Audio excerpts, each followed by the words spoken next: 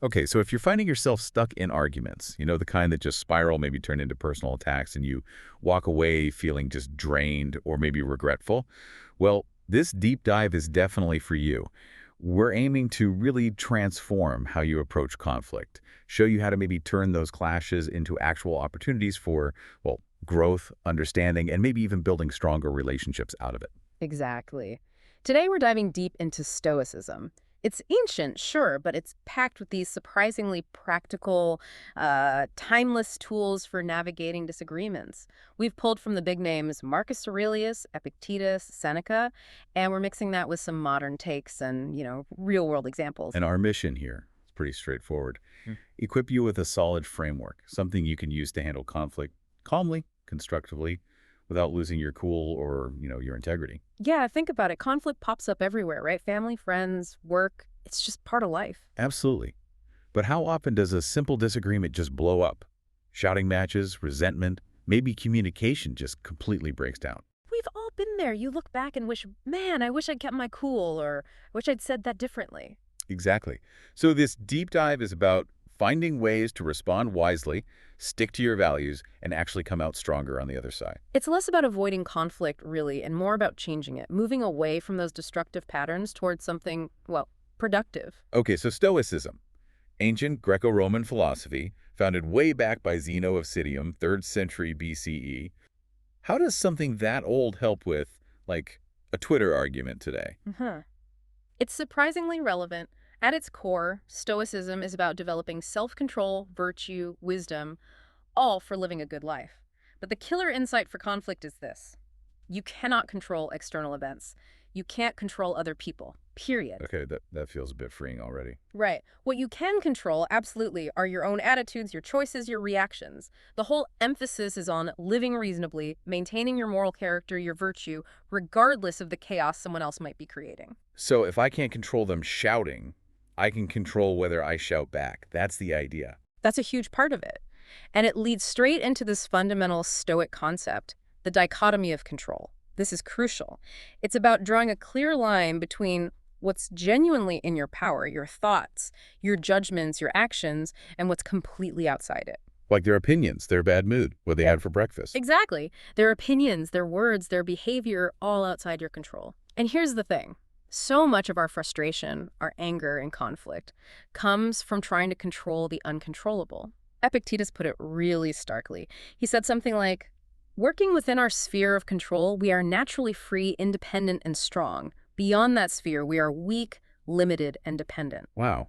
So focusing on what is in my control, my thoughts, my actions, makes me stronger, freer. Precisely. It channels your energy where it actually makes a difference. Instead of battling the wind, you're steering your own ship. Okay, that makes sense. But what about when someone says something that just feels like a direct attack? It's hard not to react to that. That's where the second key idea comes in. Reason judgment. Epictetus, again, had a famous line, men are disturbed not by things, but by the view which they take of them. It's not the event itself, the comment, the criticism that upsets you. It's your judgment about it, your interpretation. So my reaction is based on how I see it, not just what it is. Exactly. A Stoic would encourage you to pause right there and ask, hold on, is this truly harmful? Or am I seeing this through a lens of ego, maybe past hurt? The aim is to strip away the emotional interpretation and see the facts rationally. Okay, pause, check my judgment. And if I do that, if I step back and use reason, does that naturally change the goal? Like, it's not just about winning anymore. You've hit it. That leads directly to the third principle, virtue over winning. For a Stoic, the ultimate goal in life and definitely in conflict isn't being right or getting the last word, it's acting with virtue. And virtue means, Think fairness, justice, courage, self-control.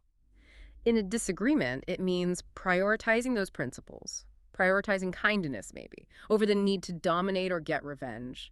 Marcus Aurelius, the emperor, said it beautifully. The best revenge is to be unlike him who performed the injury. ooh, that's powerful. Don't sink to their level, basically. Be better. Exactly. It's about your honorable conduct, your integrity. That's the real win. Even if the other person doesn't change or acknowledge it, you control your side. That requires some serious self-discipline, especially when emotions like anger flare up. It feels almost instinctual to lash out sometimes. It does, and Stoics weren't emotionless robots. They understood anger. That's where emotional regulation or temperance comes in. It's vital. The idea isn't to eliminate all feelings, but to prevent what they called violent passions from hijacking your judgment. So feel the anger, but don't let it drive the bus. Something like that. And Seneca, another key Stoic, gave perhaps the most practical advice here. The greatest remedy for anger is delay. Delay. Yep. Just wait. Just wait. That pause, that delay, is critical. It creates space for the initial heat to fade, for reason to catch up before you say or do something damaging. Delay is the best remedy. Simple, but definitely not easy in the heat of the moment. Okay, so we've got the core ideas. Dichotomy of control, reason judgment, virtue over winning, and emotional regulation through delay. How do we actually do this? What's the mindset look like when I'm actually in an argument? Right, let's get practical. The very first step in the moment is consciously focusing on what you can control. When that disagreement starts heating up, actively remind yourself, okay, I only control my response. You can choose respect. You can choose to listen. You can choose to speak calmly. Even if they're not. Especially if they're not. This isn't about being a doormat. It's about clarity. They might be yelling, I can't stop that, but I decide if I respond with anger or patience. You'd be surprised how often just having one calm person in the interaction can cool the whole thing down. Takes the pressure off trying to manage their outburst, puts the focus back on me. Okay, and then bring in the reason part. Exactly. Engage your rational mind. Use reason and perspective. Don't just react instinctively. Pause. Analyze. Marcus Aurelius used to mentally prepare himself each morning. He'd remind himself he might encounter difficult people, but crucially, he'd also tell himself they act out of ignorance of good and evil. Ignorance, not malice. Often, yes, or maybe they just see things differently, or they're dealing with their own stuff. It doesn't automatically mean they're targeting you. Thinking this way stops you from taking everything so personally. That reframing is huge. It's not necessarily about me. Right. And Marcus also believed humans are fundamentally made for cooperation, like feet, hands, eyelids, he said. Working against each other is unnatural. So adopting that perspective, okay, fundamentally we're on the same team, how do we solve this, shifts it away from a battle towards problem solving. And part of using reason is questioning my own feelings too. Absolutely critical. Question your own emotions. If you feel slighted or disrespected, pause. Ask yourself, okay, why am I feeling this? Is my ego flaring up? Am I jumping to conclusions about their intent? What's actually happening here? Remember Epictetus. So when anyone makes you angry, know that it is your own thought that has angered you. It puts the power back in your hands to adjust your thinking. So instead of, he thinks I'm an idiot, it could be, okay, he's really passionate about his point, or maybe he's just having a terrible day. Precisely. That shift changes your internal state immediately.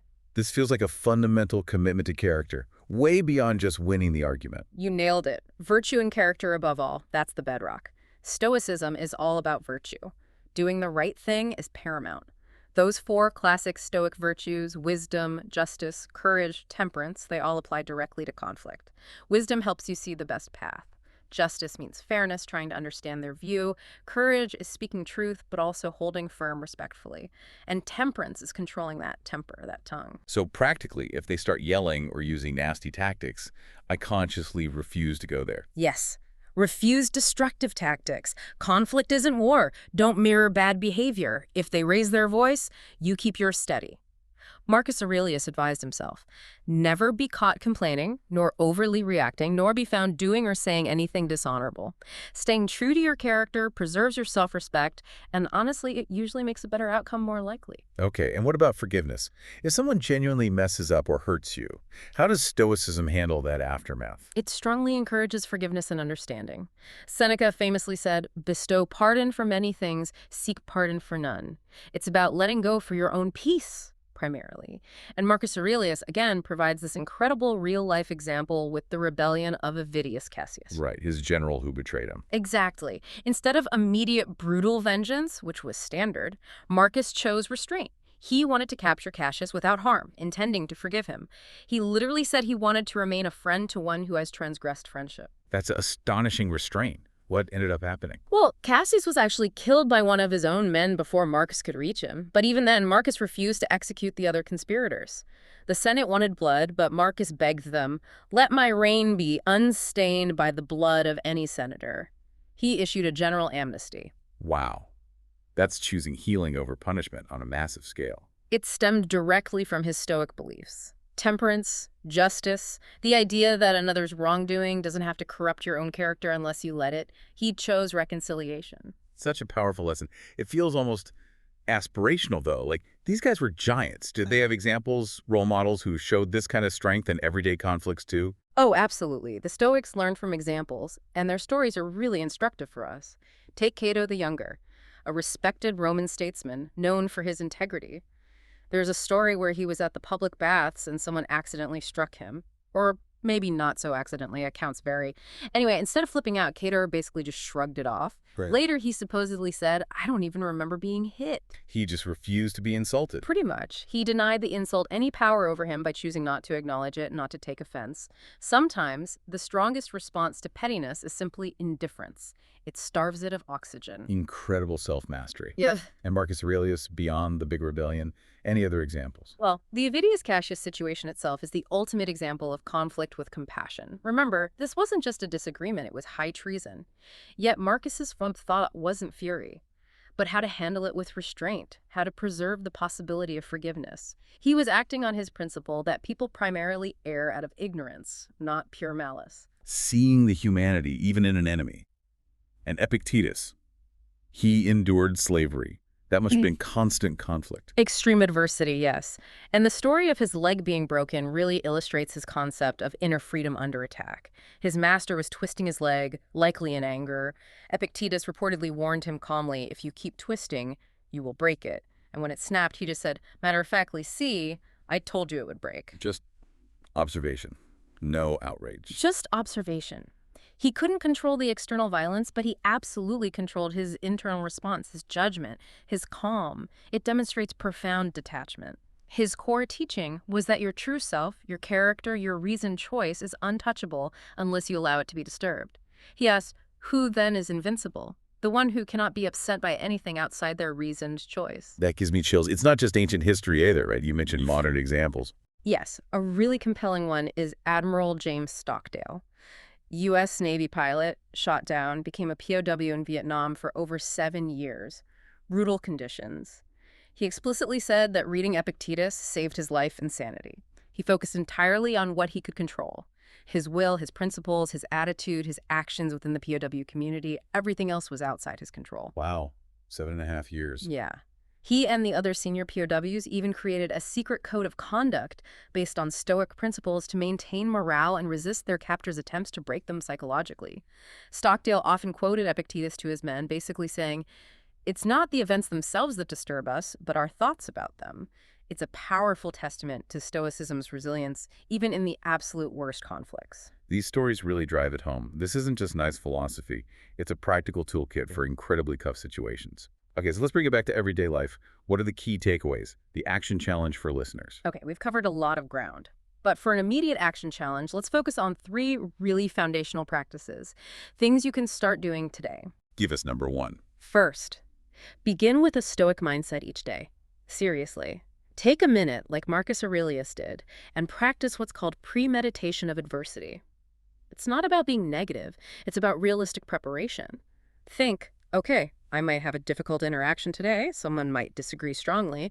Then visualize yourself responding calmly, listening, keeping your cool. Just that little bit of mental prep makes a huge difference when challenges actually arise. Mental rehearsal. Got it. Like preparing for a meeting or a presentation. Okay, number 2. Second, practice the Stoic pause. This is maybe the most crucial in-the-moment technique. When you feel that flash of anger, that defensiveness rising, stop, don't react instantly. Take 1 slow, deep breath. Count to 3, maybe even say, "Can we take a minute?" Remember Seneca, delay is the best remedy for anger. That tiny pause breaks the stimulus-response cycle. It gives reason a chance to step in before you say something you regret.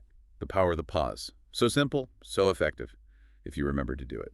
Okay, and the third one. How do we manage the internal chatter? Third, use Stoic self-talk and cognitive reframing. Actively manage your internal monologue. When you feel triggered, talk back to that initial reactive thought. Remind yourself, okay, they can't make me angry. My emotions are my choice. Ask, is this in my control? If not, getting worked up is pointless. Then consciously reframe. Instead of they're attacking me, try, okay, they have a different perspective or they seem really stressed about this. Marcus Aurelius said if someone shows him he's wrong, he'll gladly change because truth is the goal. If they're just arguing, he can ignore it. That kind of self-talk puts you back in the driver's seat of your emotions. So daily mindset prep, the pause in the moment, and actively reframing your thoughts, those seem like really concrete actions anyone can try. Exactly. They're the foundation. So wrap up. Stoicism offers this incredibly robust, ancient yet modern framework for handling conflict without destruction. It's about focusing on what you control: your mind, your actions, your virtue, using reason, mastering emotions, particularly through that crucial pause. The big lesson seems to be that your response shapes the conflict's outcome more than the initial trigger does. Absolutely. And the challenge for everyone listening is to pick just one of those three strategies. Maybe the daily mindset check, maybe committing to the pause, maybe practicing the reframing self-talk. Choose one and consciously try it in your next disagreement, however small. See what happens. And here's a final thought to chew on. What if every single disagreement wasn't a battle you had to win or lose? What if instead you saw it as a chance? An opportunity to practice your highest character, to exercise real self-control, and maybe, just maybe, to understand another person a little bit better. Imagine turning conflict from something that tears down into something that actually builds resilience, and maybe even deepens connection. That right there is the Stoic path.